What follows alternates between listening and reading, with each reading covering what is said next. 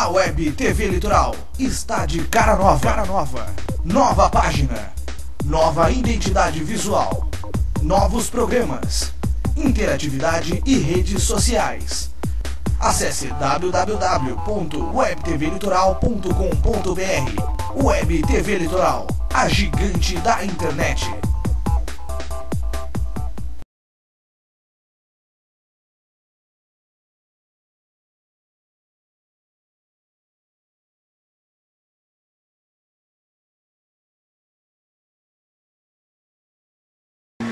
Olá pessoal, estamos de volta com o nosso programa História e Cultura com o professor Vistuba, aqui pela Web TV Litoral. Como vocês podem ver, nós estamos num lugar altamente privilegiado. É alto e privilegiado e que a gente consegue ver toda a nossa querida cidade de Paranaguá. Nosso programa hoje vai trabalhar durante essa semana com uma personalidade local, não só do nosso comércio, não só da nossa política, não só uma liderança empresarial, que é o nosso Yaha Hamoudi, presidente da Associação Comercial, Industrial, Agrícola de Paranaguá. Ele gosta de ser sempre anunciado, e ele coloca lá no nosso Twitter, como apresentação dele, que ele é brasileiro por opção, libanês pelo sangue e cubano de origem. Nós vamos perguntar para ele como é que isso funciona.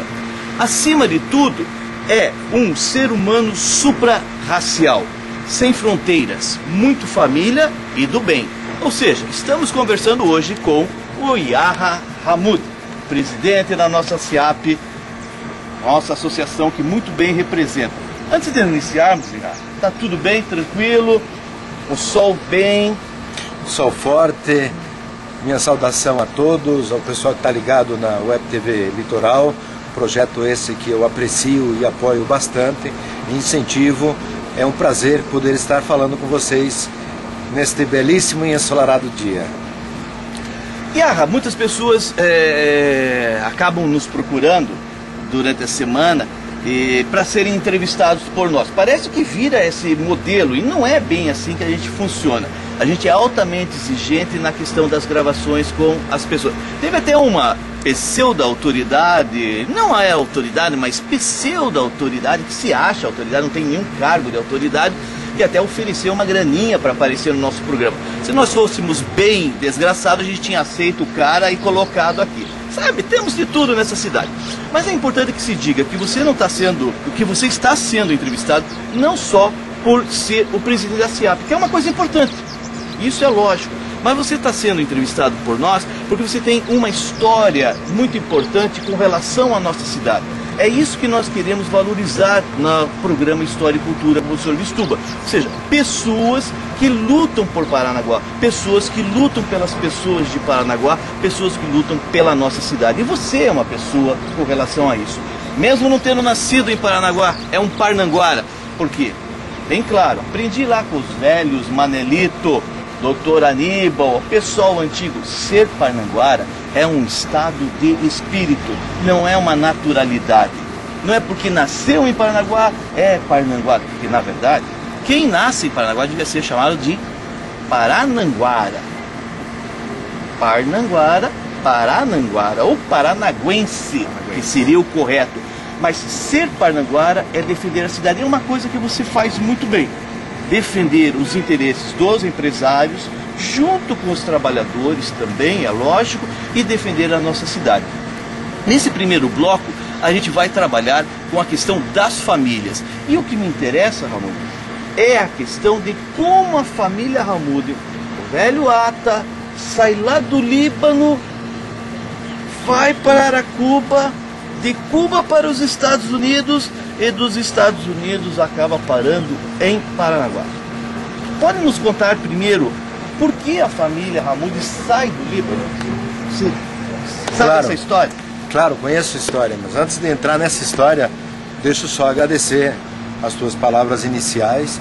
Para mim é uma honra poder estar falando com vocês e a prova do trabalho bonito e independente que vocês fazem está nas tuas palavras. Não é por dinheiro, não é quem traz, mas é o que lhes interessa. E me sinto honrado em ser membro desse hall que desperta algum interesse, pelo menos na equipe da Web TV Litoral. respondendo a tua colocação, seria mais ou menos dizer o seguinte: na década dos 30 e dos 40, a pérola das Américas chamava-se Cuba. Era a ilha que não passava cá entre nós de um quintal dos Estados Unidos, mas era uma ilha próspera, muito moderna, muito rica. Muito jogo, cassino, jogo, cassino, muito dinheiro. Era o final de semana dos americanos, vamos dizer assim. Era o lazer dos americanos, era onde se concentrava a riqueza. Então, a maioria dos imigrantes libaneses daquele tempo preferiam, antes da América do Sul, que foi vamos dizer assim, um movimento posterior, ir para a América Central. E por aí se explica a ida do meu pai, ainda jovenzinho, 13, 14 anos, acompanhando o pai dele, certo? Para Cuba. E em parte, por aí também se explica o porquê, talvez, de uma mentalidade um pouco mais ocidentalizada e diferente da nossa. Ocorre que o meu pai, ele já foi ocidentalizado na adolescência, já adquiriu uma cultura ocidental, os gostos das tradições do Ocidente, enfim, já jovem. Mas então nós fomos para Cuba, minha família inicialmente do Líbano para Cuba, em razão do comércio, se estabelecendo-se em Cuba, na cidade de Guantánamo e Santiago, onde hoje tem uma base naval americana, tem, enfim, aquela história toda que nós todos conhecemos lá do presídio militar americano, a base naval. E lá estabeleceu, fez comércio, tanto na cidade quanto na área rural. Tinha fazendas de gado e comércio rural também. Ocorre que, na época, o meu pai, ainda jovem, e um tio meu falecido, conhecido dos Paranaguaras, que o nome dele é Mohamed Hamoud, fundador do Hamoud Shop, pessoa de muitos amigos aqui em Paranaguá, que já não está mais aqui entre nós, trabalhavam em regime de sociedade. E onde nós estávamos foi onde, digamos assim, começou a Revolução Cubana. Era o pé da Sierra Maestra. Meu pai e meu tio, com uma visão meramente comercial, mercantilista, negociavam com parte da guerrilha, digamos assim, vendendo-lhes suprimentos, açúcar e café. Eles desciam uma vez por mês, recolhiam os suprimentos e subiam a serra. Passou-se a Revolução e uma das primeiras maneiras, digamos assim, dos então vitoriosos guerrilheiros não pagar seus credores foi declarar que todos eram contra-revolucionários. E nesse momento, tanto o meu pai como o meu tio passaram a ser perseguidos pelo governo cubano, pela polícia, que estava ainda em fase de consolidação do poder. Rapidamente o meu avô pegou o meu tio, que ainda era solteiro, meu pai já casado, minha irmã já nascida, eu ainda não, eu era um projeto, pegou o meu tio e no primeiro navio que ele encontrou, no porto de Havana, ele conseguiu um jeito do meu tio escapar. Esse navio de bandeira panamenha veio parar de Havana direto no Rio de Janeiro. Então por aí se explica o início, o pezinho no Brasil. Essa fuga do sócio do meu pai, que se parasse no Panamá ou se parasse na Nigéria, talvez estivéssemos lá. Mas foi parar no Rio de Janeiro. Meu pai já não pôde escapar porque já tinha um neném, era minha irmã, e a minha mãe estava grávida, esperando por mim. Então ele já não tinha essa mobilidade. E meu pai foi ficando. E foi sendo sucessivamente detido e liberado, e detido e liberado. Eu tenho parentes que se envolveram na Revolução, a favor e contra. Eu tenho tios que pegaram 17, 18 anos de cadeia, de prisão política, e que hoje estão lá batendo palmas para o comandante, porque realmente aquilo lá passou por um processo, vamos dizer assim, de aceitação do regime, né, do comando marxista, enfim. Mas o meu pai, então, nessas prisões e solturas, ele pleiteava sair do país. E houve, então, aquela crise dos 1963, 64, aquele acordo de livre migração, que todo cubano insatisfeito poderia migrar para os Estados Unidos, e nós entramos nessa fila. Nós nos inscrevemos, a nossa família, no ano de 1964.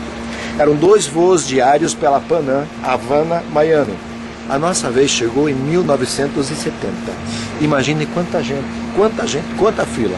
Em 1971, esse programa foi extinto, porque metade ou mais da metade da ilha estava inscrita para sair. Né? Não estou fazendo nenhum discurso político, nem tomando posicionamento político, estou descrevendo. Então nós passamos para os Estados Unidos em 1970. Mas então logo chegamos lá. Mas daí nessa época você tinha uns 11 anos? Eu estava com 10 anos. 10 eu nasci anos. em 60, a Revolução triunfou em janeiro de 59, eu nasci em 60, em 70 fomos para os Estados Unidos, mas então logo pisamos em solo americano, apesar de estar em meio a uma comunidade a nossa comunidade cubana ali, parentes, amigos, conhecidos, a mesma cultura, o mesmo povo. O sócio do meu pai, meu tio, aqui já no Brasil, casado com a dona Terezinha Barleta, já começou a fazer as gestões para nos trazer para cá. Esse assunto nós vamos tratar no segundo bloco, quando vamos falar sobre essa vida no United States of America, Okay. a vinda para o Brasil Okay. e a nossa querida Paranaguá. Aproveite um pouco da beleza da nossa cidade.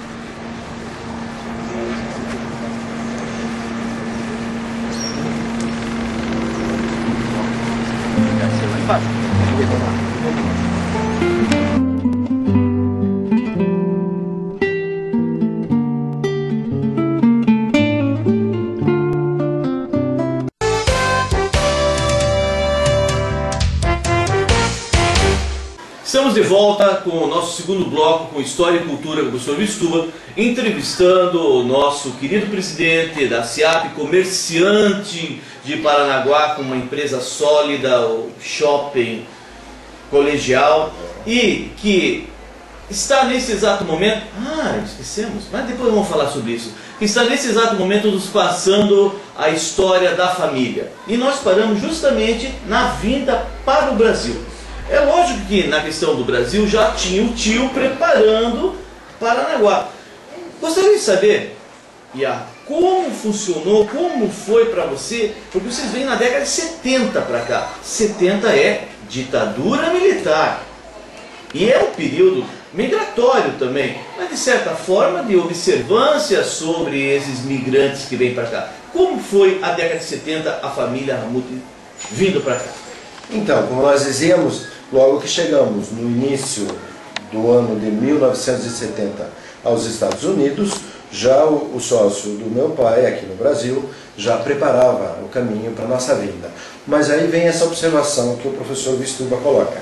Nós estávamos no auge de uma ditadura militar de direita aqui no Brasil, no auge da repressão, época do AI-5, e tratava-se de cubanos, que era exatamente o oposto a tudo que a ditadura brasileira, o militarismo brasileiro combatia. E vindos da Revolução Cubana, de Fidel, Exatamente. Che Guevara, é um perigo enorme. Foi complicado, deu trabalho, eu sei que o meu tio, inclusive, foi não poucas vezes a Brasília, junto ao ministro da Justiça, mas conseguiu convencer justamente de que o pedido era para uma família exatamente que fugia, que se asilava da esquerda, que fugia justamente do movimento revolucionário de esquerda e que estava nos Estados Unidos, apesar de ter status de exilado político, de ter o green card, mas que não desejava morar naquele país. Não por nada, eu particularmente, eu tenho uma gratidão pela política americana, afinal foi graças a ela que eu saí de Cuba, que eu ganhei a liberdade, não por essas questões, mas até por questões de trabalho, porque apesar de tudo que nós produzíamos, trabalhávamos e tínhamos em Cuba, ao chegar nos Estados Unidos foi um choque de cultura. E esse choque de cultura, por exemplo, nos levou ao extremo norte do país, à fronteira com o Canadá, muito frio, extremamente gelado, nós não nos habituávamos àquilo. O meu pai passou de comerciante, de lojista, passou a trabalhar de repositor em um grande supermercado lá da rede Kmart. Era uma região fria e a minha mãe realmente não convivia bem com o estilo de vida americano muito fechado. As casas não têm muros, não tem nada, mas as barreiras entre os vizinhos são intransponíveis, então não conhecia nem o da frente, nem de um lado, nem de outro, e ela queria realmente um ambiente semelhante ao ambiente que sempre teve em Cuba. né? Um povo mais chegado, mais hospitaleiro, mais amistoso. Quente, né? Mesmo porque o sangue árabe é o calor, é o que... mais latino, enfim. Então, não foi fácil, mas nós obtivemos então a permissão para ingressar no Brasil já com o caráter definitivo. E viemos, muita gente não acreditava, nos primeiros anos alguns problemas na documentação, porque a autoridade policial não aceitava muito fácil aqueles documentos, até entender o documento expedido lá pelo ministro da Justiça, etc. e tal. E é uma coisa provisória, tem que se apresentar, rever... fazer documentos, etc. e tal. Mas eu diria para você, era o Brasil, esse é um país que vai para frente, Brasil, ame ou deixe. Copa de 70, Transamazônica, né? Então era a época em que o regime militar brasileiro estava mandando ver mesmo. Depois, com os outros generais, ele foi enfraquecendo até que devolveu o poder ao cidadão, né, à sociedade civil. Mas na década de 70, nos anos de 70, 71, o general Médici no governo era realmente rigoroso, mas felizmente, graças ao nosso querido tio e digamos assim, e a esse espírito hospitaleiro do brasileiro, nós ingressamos, viemos direto para a cidade de Paranaguá, ainda criança. E aí, esse período de 11 anos, aí você já estava com 11 anos. Já estava com 11 anos. Então, com 11 anos, o João, seu pai, o velho Ata, não era ainda colegial. Era uma pequena loja. Era uma pequena livraria que funcionava não aqui neste prédio, na frente, praticamente na frente onde era a Casa das Meias, né, que era a livraria colegial, iniciou ali com a dona Terezinha e o seu Mohamed. Mas então era o compromisso, venham para o Brasil e nós retomaremos a nossa sociedade. Então logo nós já chegamos nos mudando daquele prédio para este, inicialmente alugado, dos Bufara, e depois comprado, enfim, a gente foi progredindo e prosperando aqui nessa região, desenvolvendo os ramos, não só livraria e papelaria, foi para calçado, confecção, brinquedo, enfim, o que nós somos hoje. Uma coisa interessante nessa história é que o povo parnanguara confunde muito o turco com o libanês. E vocês sofreram essa confusão entre as duas origens? Depende da maneira como você coloca. Existem pessoas que colocam ainda essa comparação de uma forma pejorativa. E existem pessoas que simplesmente fazem a confusão. Eu daria um exemplo para a gente tentar entender. Imagine você que na Guerra do Paraguai, o Solano Lopes tivesse realmente obtido sucesso, invadido o Brasil e dominado até Paranaguá como ele queria. Imaginem que depois foram expulsos, mas imagina então, durante um lapso de tempo, rotular o paranaense ou o brasileiro de Paraguai. Ele diria, poxa, mas você está me rotulando justamente do meu algoz, daquele que veio aqui e me dominou. Então, o que houve, no nosso caso, a comparação é essa. O turco, que vem da Turquia, apesar de ter uma identidade cultural muito próxima à nossa, mas na verdade é um povo que nos dominou por muitos e muitos anos. Na época, quem migrasse para um outro país, quem saísse do mundo árabe, só podia sair com passaporte turco. Então os primeiros árabes a entrar aqui no Brasil, entraram com passaporte turco e obviamente eram tratados e chamados de turcos. Não só no Brasil, mas como em toda a América do Sul, né, moros, lá não se dizem turcos, moros, mas enfim. Então ficou, digamos assim, rotulado desta forma. Claro que a gente ouve isso de vez em quando, mas é aquilo que te disse, alguns de uma forma pejorativa, e você procura contornar a situação, e outros até por um hábito, uma força do hábito, e você não vê ofensa nenhuma. E outros usam até como uma questão comercial, como o turquinho da Papete, né? Ah, mas aí você vê ganhos comerciais nisso, claro, tem que saber explorar todas as situações. E a outra coisa importante é a questão de que a origem é muçulmana, a religião é muçulmana, e quando você veio para Paranaguá, que é uma cidade portuguesa e espanhola católica, você fez seu estudo primário no antigo Escola Paroquial e depois o ginasial no Leão 13. São José. 3 escolas altamente católicas. Como funcionava essa questão do relacionamento do muçulmano com essas 3 instituições católicas? Bom, como eu disse na abertura, o meu pai foi na adolescência ainda para Cuba. Então ele adquiriu boa parte da sua bagagem cultural já ocidental. E diante disso, não foi muito difícil para eles permitirem, darem essa liberdade para os filhos, terem a opção, a possibilidade de, com uma visão mais aberta, poder entender tanto a mensagem de um quanto a mensagem do outro. Porque, especialmente para nós, e aí quando você fala em Paranaguá e a comunidade muçulmana, eu diria assim, vamos ver se o trocadilho dá certo, que para os meus irmãos muçulmanos aqui eu sou visto como um bom católico e pelos católicos eu sou visto como um bom muçulmano. Porque nós, na verdade, a nossa opção, isso vem de casa, ela não é de um fanatismo, de uma prática muito assídua. A mensagem mais importante para nós é que existe um Deus, um único Deus, que é Deus de judeus, de cristãos, de muçulmanos e até de ateus. É Deus de todos. E Deus prega o bem, e não importa se é pela mensagem de Cristo, ou de Maomé, ou de Moisés.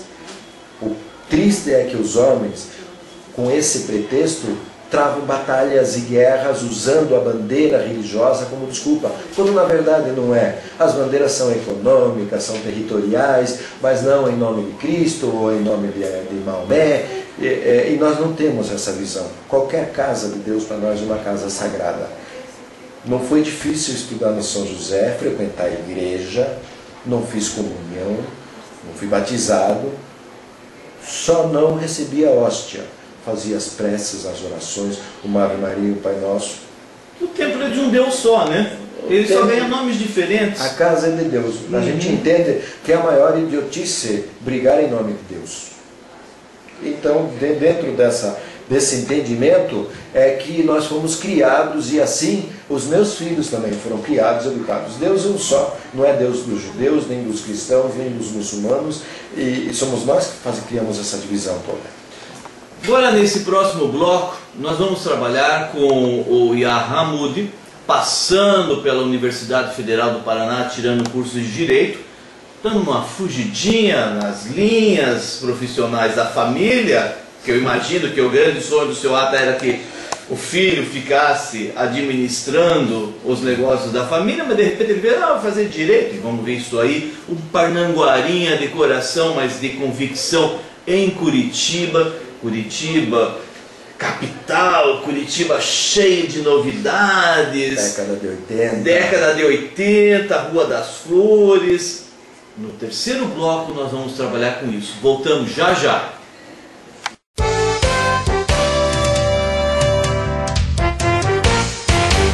Olá pessoal, estamos de volta com Yahya Hamoudi para falarmos um pouquinho sobre essa questão do Parnanguarinha, Bagrinho, com a sua vidinha aqui em Paranaguá na década de 80, tranquilinho, indo para a capital. Como é que foi essa tua ida para a capital e como você, eu não sei, convenceu ou conseguiu fazer com que entendesse de você tirar o curso de Direito na Universidade Federal do Paraná, que tanto quanto hoje era difícil, uma grande concorrência naquela época?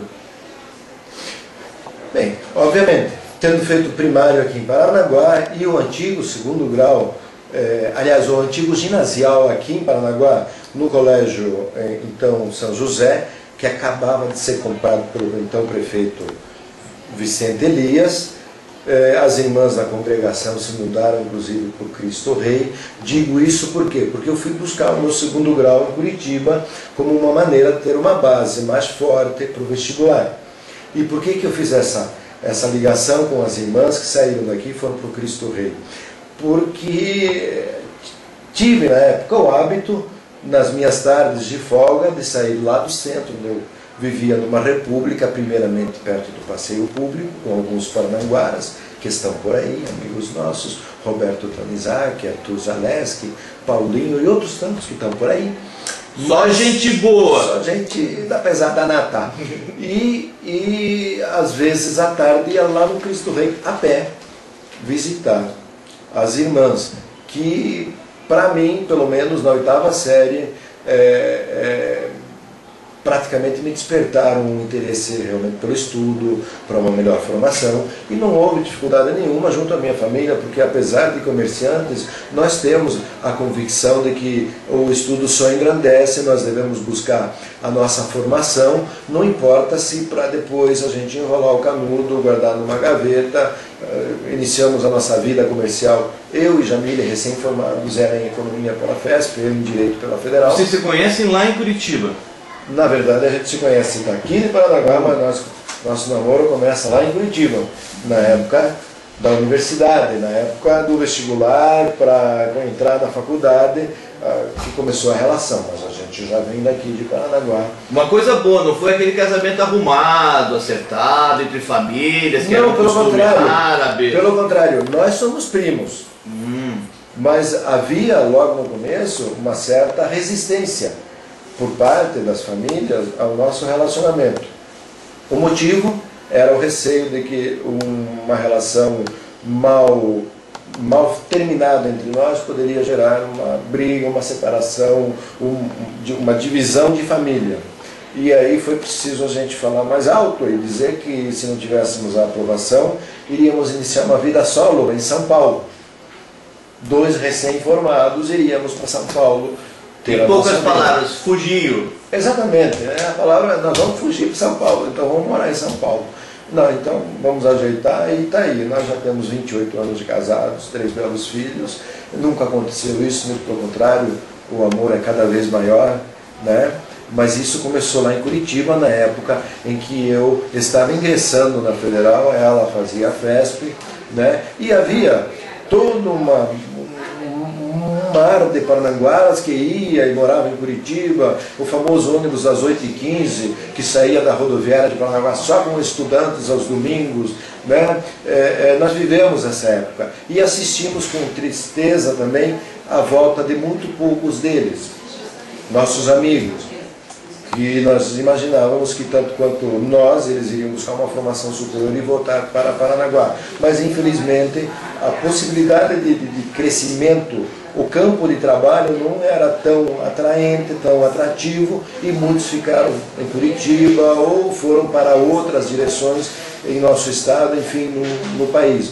O que é triste para Paranaguá, porque a massa cultural que ela produz, ela vai migrando. Enfim, nós fazíamos parte então daquela turma, daquele movimento. Hoje existem muitos paranaguaras ainda estudando em Curitiba, mas hoje Paranaguá é outra. Hoje Paranaguá tem uma FAFIPAR mais bem estruturada, tem instituições privadas também bem estruturadas, o que retém um pouco mais o Paranaguara aqui. Temos a Universidade Federal do Paraná, no litoral. Campos do litoral. Isso faz com que se tenha maior mercado ou opções de mercado, que não tínhamos antes, né? Exatamente. E cá entre nós, o Paranaguara fica estudando 4, 5 anos em Curitiba, dependendo do curso até 6, mas quando ele retorna a Paranaguá, era uma Paranaguá sem cinema, uma Paranaguá sem atrativo, uma Paranaguá sem teatro, ou seja, o poder público tem que favorecer isso, também incentivar isso para reter o jovem. Lamentavelmente. Mas nesses 28 anos, indo para 29, casado, vamos falar um pouquinho da família do Iarra e João Batista, o que abre, o que dá passagem, né? Vamos falar um pouquinho então sobre essa família, esses seus 3 filhos trabalhando e estudando com você aqui na tua empresa. Vamos falar um pouquinho deles, tá? Vamos começar com a dona Jamile, formada em Economia. Economia pela FESP, Faculdade de Estudos Sociais do Paraná. Ali perto de casa, em Curitiba. Perto da reitoria. Perto da reitoria. Um prédio muito bonito agora, fizeram uma fachada, vocês colaboraram também no pagamento da reforma daquilo. Eu lembro disso porque o Alceu Chaves, quando passa na frente da PUC, Ele diz, aquele prédio lá eu ajudei a construir, porque quase todos foram para a PUC, então ele tem direito a olhar o prédio e dizer que foi ele que construiu uma daquelas salas. Mas a dona Jamile, que em árabe quer dizer beleza plena, se não me engano, faz uma sociedade não só do marido e mulher, mas uma sociedade de empresa que vocês tocam. Há quantos anos é essa empresa de vocês? Bom, Jamile, como você disse, o significado do nome, mas o nome dela se atribui em homenagem a uma grande nacionalista, guerreira dos movimentos pela independência no norte da África, dos Estados Árabes. Na época, a Tunísia, a Algéria eram protetorados franceses, e essa mulher foi uma das líderes do Levante.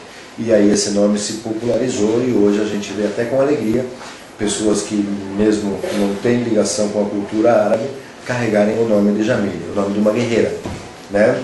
Em primeiro lugar. Mas nós então estabelecemos logo após tivemos um namoro rápido, coisa de 2 anos, casamos e decidimos então fincar os pés em Paranaguá, primeiro porque era a terra, eu digo assim que, com todo respeito aos paranaguaras, eu não quero ofender ninguém, mas o fato de você fazer uma opção livre e consciente é uma declaração incontestável de amor. E nós fizemos uma opção livre e consciente vindos de fora por Paranaguá, não querendo desmerecer os que nasceram aqui, mas a gente com isso, eu acredito que a gente demonstra que está à altura de merecer Paranaguá. Então nós quisemos vir aqui, estabelecer aqui a nossa vida, a nossa família, especialmente porque pelas características da cidade. Viver Paranaguá é você, em cada canto dela, você respirar um pouco da história da cidade, você ter tranquilidade, você estar a 5 minutos de qualquer destino. Em Curitiba você está a 5 minutos do próximo sinaleiro. Ou meia hora. Ou meia hora. Dependendo. Aqui você está a 5 minutos de qualquer destino. Te ligam, esteja onde estiver. Chego em 5 minutos. Uma cidade tranquila, uma cidade gostosa, uma cidade que tem um atrativo do mar. Para quem gosta é fantástico. Praia, ilha, o Rio Tiberê, enfim, a sua cultura. Então foi uma opção consciente por esse tipo de vida, com mais qualidade, com menos atropelo, embora o comerciante, em termos de qualidade de vida, ele tem que correr, ele corre bastante com o seu negócio, com os seus empreendimentos, mas ainda assim lhe sobra tempo para ter uma vida com qualidade que você não encontra nas grandes cidades. Então foi feita essa opção, aqui nos estabelecemos. Primeiramente, não propriamente na empresa, iniciamos numa lanchonete, fundamos o Guloso na 15 de novembro, na velha 15 de novembro, quando existiu Alberto Veiga, Hermes Macedo, GM Lima, um comércio do passado com outra característica. Ali vimos nascer nossos 3 filhos, pela ordem Anwar, Reni e Gracinha. É deles que nós vamos falar um pouquinho também. Pela ordem vimos nascer, demos a formação até o ginasial aqui em Paranaguá, também no Nossa Senhora do Rosário, que seria o paroquial, que nós fizemos, e em seguida para o 2º grau, mandamos seguirem o nosso exemplo, foram a Curitiba, buscaram suas formações, e hoje nós temos o Ana concluindo o seu curso aqui em Paranaguá, na Exulpar, Administração de Empresas, o Reni já formado. Ana era o iluminado. Isto. Vou começar que daí o pessoal já também, aprendeu um pouquinho. Como ele disse, o iluminado, como ele traduziu Jamile. Mas aí eu volto também. Então você vê que nos nossos nomes a gente busca sempre homenagear, a gente busca o patriotismo. O nome dele, e todos os que estão na idade dele e carregam esse nome, deve-se ao ex-presidente do Egito, Anwar el-Sadat, que sucedeu Nasser, que é o grande pai, o grande líder da causa árabe mundialmente. Então, Anwar, devido a Anwar el-Sadat, né? O Reni, que a gente ficou discutindo aqui, ele achou um... Reni tem mais um motivo familiar mesmo, né? Já não vem na linha de... Porque, na verdade, nós nos bastaríamos com 2 filhos, um menino e uma menina. Como não veio menina... Vamos tentar chegar a menina. Então veio o Reni. E aí depois, encerrando, veio a menina, que era uma questão para mim, que sou muito, digamos, muito família, muito amoroso com a minha mãe, eu tenho que ter minha filha tem que carregar o nome da minha mãe, né? Então a caçula carrega o nome da avó, né? Em sua homenagem. E que é? Bessem. Não chegou no nome dela. Mas esses dois, o Renê já tirou direito, Curitiba, né? E já está aqui em Paranaguá, com seu escritório montado, só não faço o merchandising, mas já está divulgando o seu escritório, mandando ver o ano. Já pegou mais a empresa, está aqui aprendendo comigo e com a Jamile hoje. Na verdade, a empresa hoje está com 3 gerações, porque está desde o fundador, há quase 40 anos, né? Que é o meu pai, o seu Ata, está a 2ª geração, eu e Jamile estamos tocando e já estamos preparando a 3ª, porque o Ana, efetivamente, ele trabalha aqui, ele já estudou e faz o seu curso aqui no Zupar, com foco na sua empresa, para introduzir os seus conhecimentos na empresa. Então já tem toda uma sequência traçada. Dos 3 que... 2 estão aqui fixo, né? E dizem que faz direito em Curitiba. Vai ficar em Curitiba ou vai voltar? Não, ela tão logo conclua, ela vem para Paranaguá também. É bom mostrar isso para as pessoas, para que eles possam ver que há campo na cidade, há condições, e que se retorne para poder fazer Paranaguá mais forte cada vez mais. Especialmente eu tenho uma convicção, eu acredito muito que Paranaguá, apesar da sua idade e do seu ritmo de crescimento, mas ela tem muito para acontecer agora nos próximos anos, por uma necessidade da economia nacional, uma necessidade logística, por esse porto privilegiadíssimo que tem. Paranaguá deve receber investimentos pesados e deve crescer, mas aí eu volto a dizer, crescer, mas continuar crescendo com qualidade. Aquela história, dos 5 minutos a 5 minutos de qualquer destino, uma vida tranquila, não estressante, que é a vida que nós temos aqui em Paranaguá. No nosso próximo bloco, 4º e último bloco, nós vamos trabalhar com o IARRA nas suas atividades fora da empresa, como a CIAP, também como no período que trabalhou na administração pública municipal, como secretário municipal da Indústria e Comércio, do Rotary Taguaré, se não me engano, é o Taguaré, a loja maçônica Gonçalves Lobo Ledo. Tá? Eu não sei porque que eu coloco o Lobo, acho que é o culpado é o Mariozinho, que fica sempre conversando e a gente acaba trocando o nome. Voltamos logo. A Web TV Litoral está de cara nova. Nova página, nova identidade visual, novos programas, interatividade e redes sociais. Acesse www.webtvlitoral.com.br. Web TV Litoral, a gigante da internet.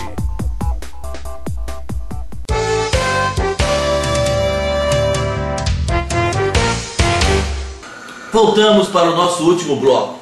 E nesse bloco nós vamos trabalhar com o IARRA filantrópico, com o IARRA trabalhando pelas causas coletivas e sociais da nossa cidade, que participou do Rotary Paranaguá Taguaré, da loja maçônica Gonçalves Ledo, participou um período da administração do prefeito Roque, enquanto secretário municipal de Indústria e Comércio da nossa prefeitura, e um rio-branquista sofredor, como todos nós, que gostamos de trabalhar com isso.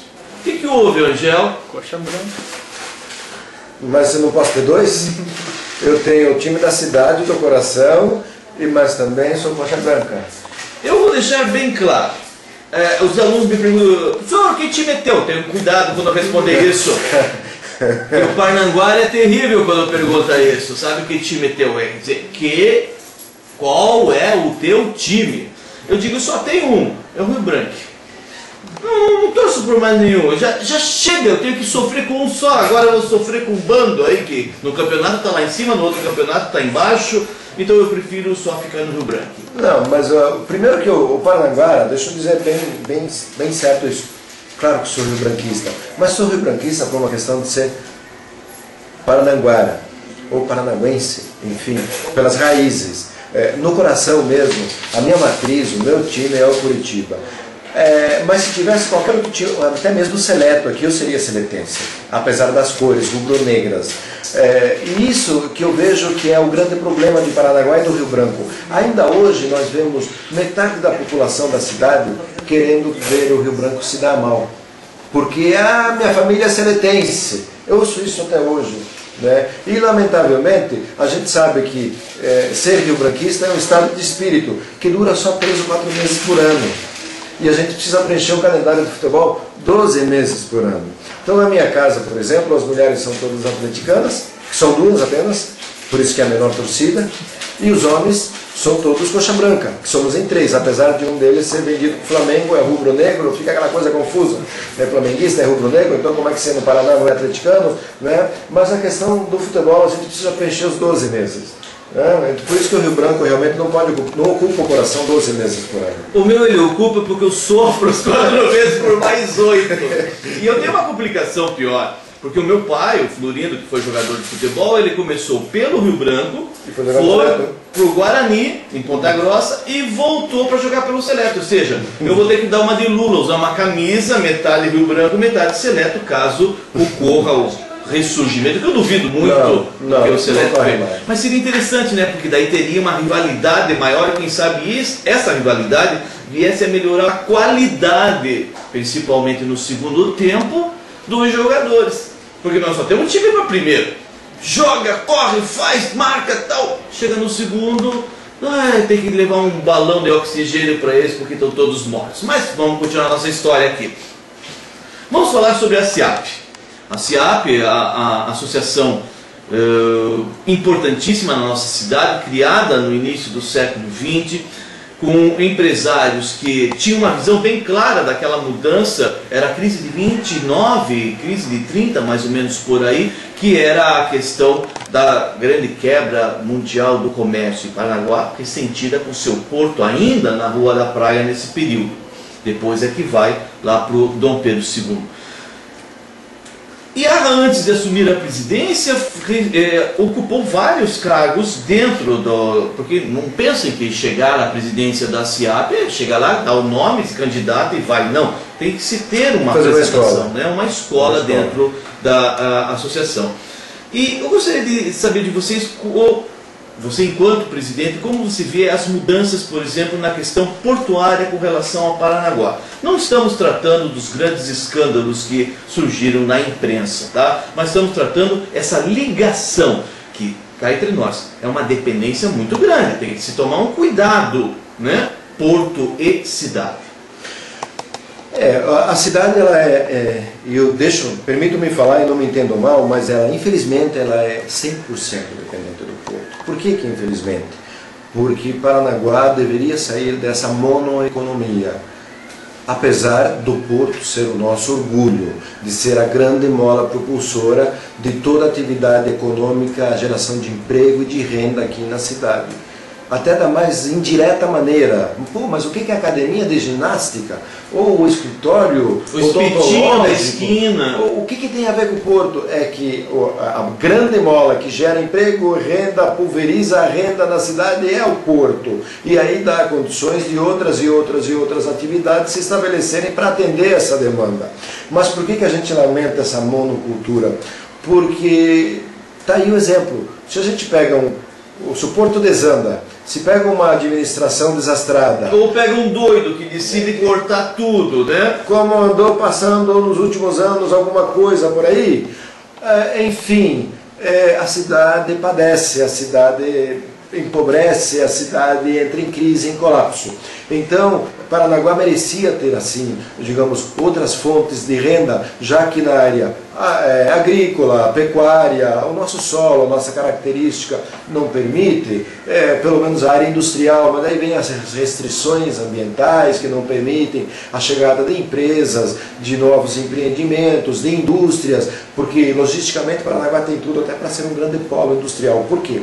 Porque já está do lado do porto, já encurta, já corta os custos de transporte e frete para cá, componentes que vêm, componentes que vão, tudo pode se processar aqui, sair por aqui mesmo, ou ser interiorizado, mas enfim, a cidade ainda ela é tão dependente do porto que a prova está aí, sem querer entrar na esfera política, sem fazer juízo de valor político, mas eu digo assim, vamos olhar os últimos prefeitos da cidade sem juízo político, todos eles são oriundos da faixa do Porto.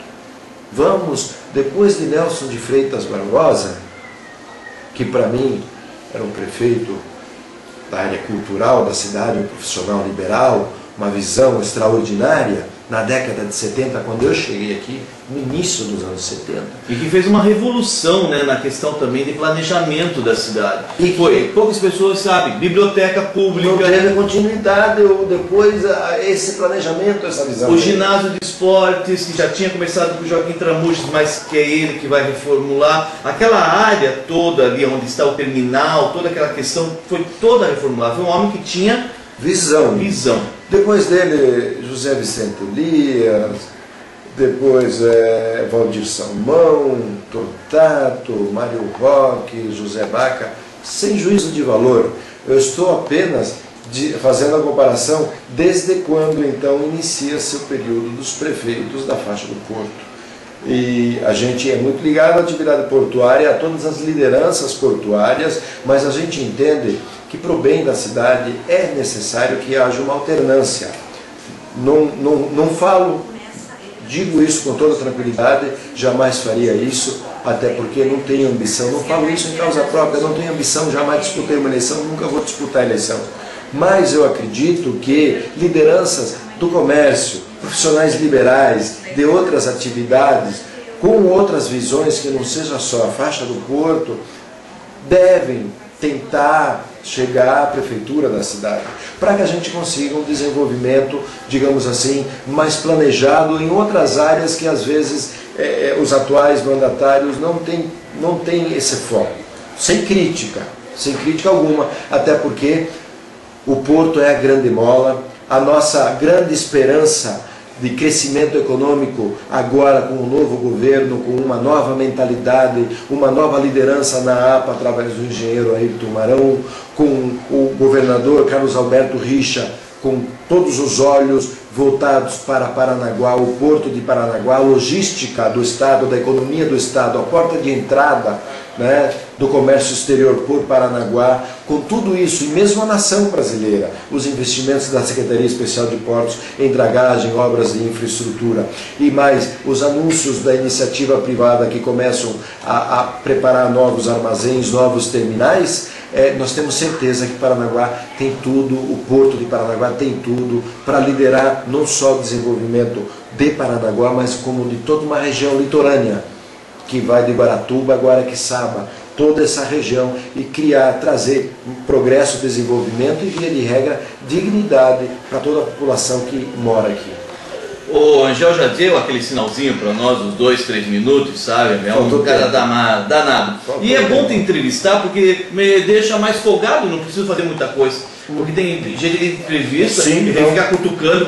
Este homem fala mais do que o homem da cobra. Lembra dessa velha expressão, o homem da cobra?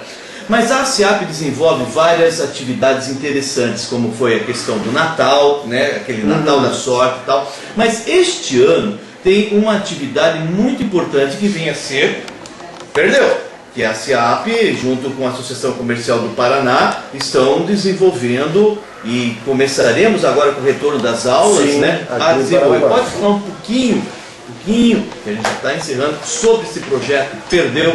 Então, antes de mais nada, só para reforçar, a SEAP realmente é uma escola. Tem que conhecer, entrar, passar por vários setores, departamentos, até ter o necessário amadurecimento e a visão dos propósitos, finalidades e objetivos da SEAP.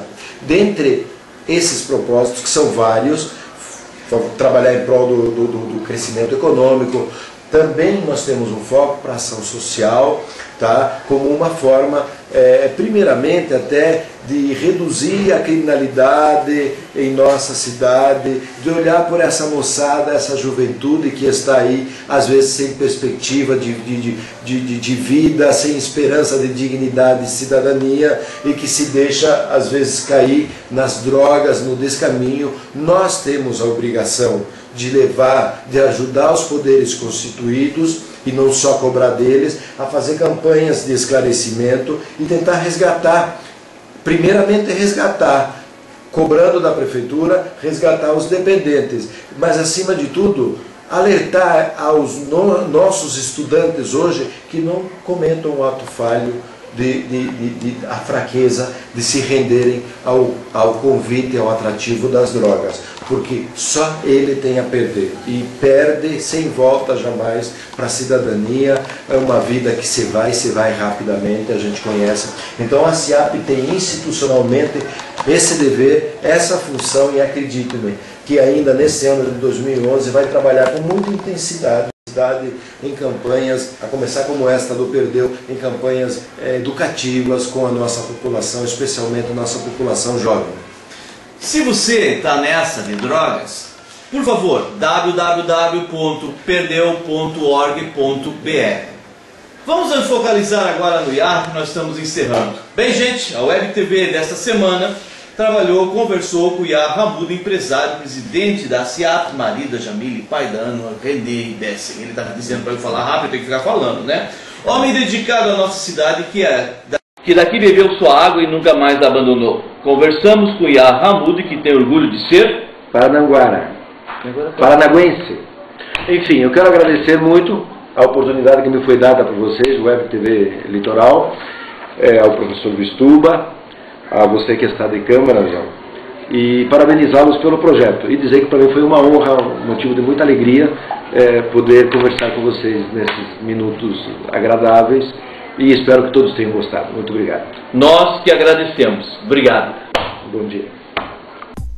A Web TV Litoral está de cara nova. Nova página, nova identidade visual, novos programas, interatividade e redes sociais. Acesse www.webtvlitoral.com.br. Web TV Litoral, a gigante da internet.